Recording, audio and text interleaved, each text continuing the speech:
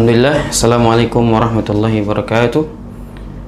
Alhamdulillah, salatu wassalamu ala rasulillah wa ala alihi wa ashabihi wa man tabi'ahum bi ihsanin ila yaumil qiyamah. Alhamdulillah, teman-teman selamat menyaksikan. InsyaAllah kita akan membahas serial tahsin atau tajwid. Dan pada pertemuan pertama ini kita akan membahas mengapa kita harus membaca Al-Quran dengan tajwid. Maka jawaban yang pertama adalah karena Allah Subhanahu wa Ta'ala sendiri menginginkan kita atau menyuruh kita membaca Al-Quran, membaca kitabnya dengan tajwid. Sebagaimana Allah berfirman dalam Quran surah Al-Muzammil yang bunyinya warattilil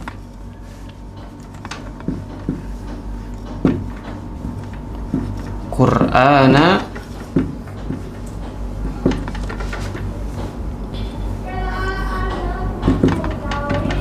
tartila. Warattilil atau warattil, dan bacalah dengan pelan Al-Quran tartila. Tartila. Al-Imam Ali mengatakan warattil Qur'ana tartila. Makna tartil adalah yang pertama tajwidul huruf wa ma'rifatil wuquf. Artinya membaca Al-Quran dengan sesuai huruf yang semestinya harus dibaca dengan Al-Quran, dan ma'rifatul wuquf, dan mengetahui tempat di mana berhenti dan memulai. Artinya membaca Al-Quran harus harus sesuai dengan kaidah tajwid. Kemudian yang kedua, warattilil, dan bacalah Al-Quran dengan pelan. Kenapa dengan pelan? Karena ketika kita membaca Al-Quran dengan tempo yang cepat atau tempo yang sangat cepat, tidak akan bisa mendapatkan tajwid tersebut. Hak-hak daripada huruf yang semestinya kita baca itu akan terlewat kalau kita membaca dengan terlalu cepat. Kemudian juga dijelaskan dalam sebuah hadis, dikisahkan dari Imam Ibnu Mas'ud, yang sebagaimana kita kenal bahwa Imam Ibnu Mas'ud adalah salah satu qurra sahabat, salah satu imamnya para sahabat dalam bidang Al-Quran.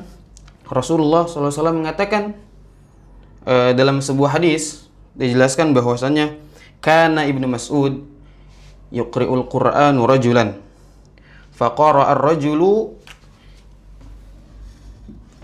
maka dijelaskan bahwasanya Ibnu Mas'ud pernah mengajarkan Al-Quran kepada seseorang.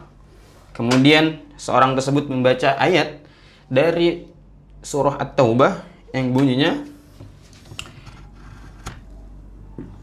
innamas shadaqatu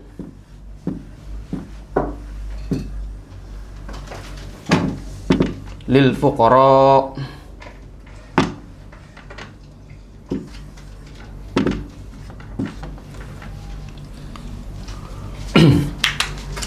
faqara ar-rajul innamas shadaqatu lil fuqara wal masakin.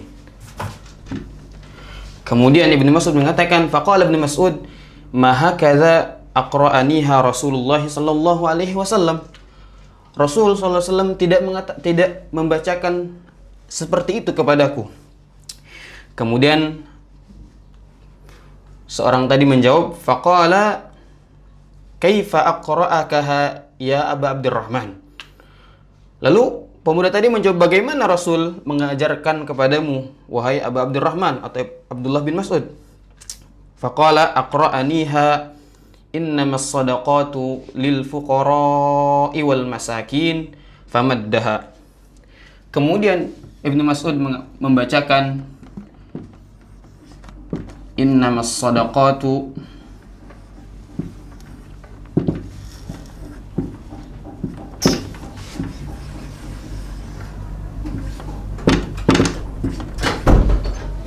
lil fuqara dengan bacaan mad pada kalimat lil fuqara. Innamas sadaqatu lil fuqara'i wal masakin.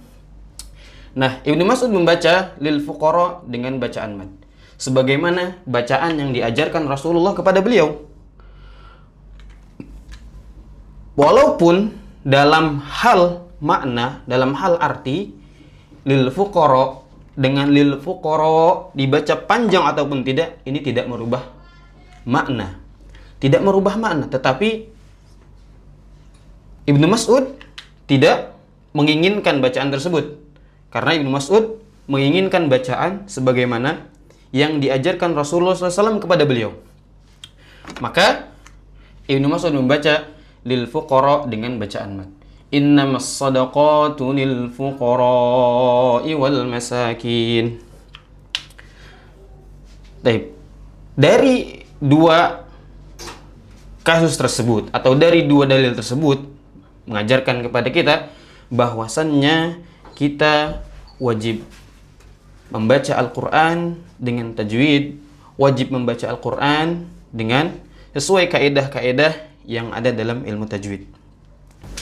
Al-Imam Ibn Al-Jazari mengatakan dalam kitabnya, wal akhdhu bit tajwidi hatmun lazimun.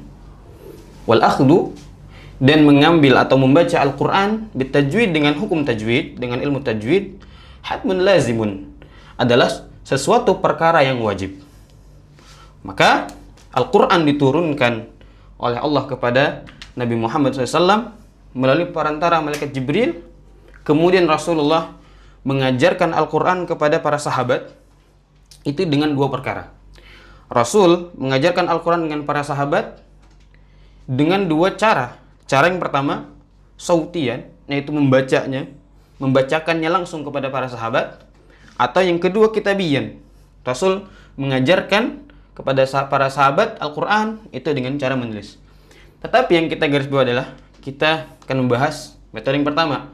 Rasul mengajarkan Al-Quran kepada sahabat itu dengan sautian. Rasul memperdengarkan bacaan beliau, kemudian para sahabat mendengarkan. Kemudian para sahabat mengikuti bacaan Rasulullah SAW, atau yang sering atau metode yang sering kita gunakan sekarang. Nah, di zaman itu, di zaman Rasulullah dan para sahabat, tidak perlu lagi atau belum butuh yang namanya tajwid. Karena apa? Karena para sahabat itu membaca sesuai dengan bacaan yang dibacakan oleh Rasulullah. Para sahabat tidak belajar qalqalah, tidak belajar kayak bagaimana mengucapkan huruf kha, bagaimana mengucapkan huruf yang lainnya, karena itu adalah bahasa mereka sehari-hari dan tidak perlu lagi adanya pembelajaran. Tetapi karena sekarang banyaknya kaum muslimin yang muncul, yang itu bukan dari bangsa Arab atau bukan bahasa yang mereka gunakan adalah bukan bahasa Arab, maka banyak terjadi banyak terjadi kesalahan-kesalahan dalam membaca Al-Quran.